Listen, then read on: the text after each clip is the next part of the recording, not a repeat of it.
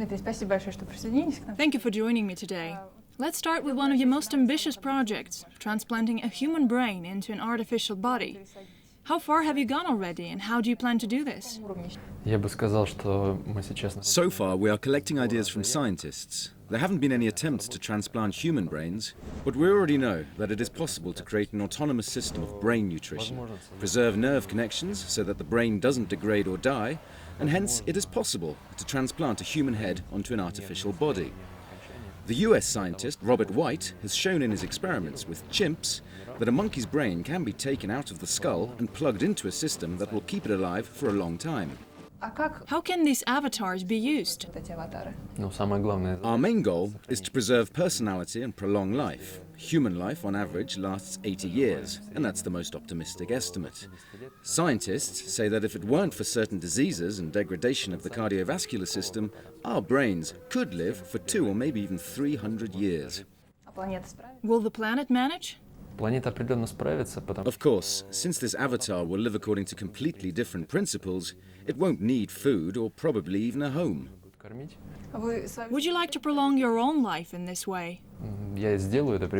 I'll do it as soon as I get the chance. However, my system of values also has a spiritual side, and that's more important than an additional 100 years of life.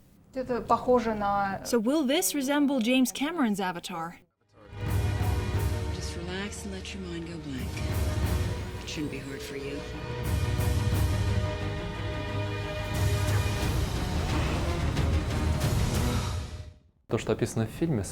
Everything you see in the film resembles our project Avatar A, except that we want to create an android, not a biological body.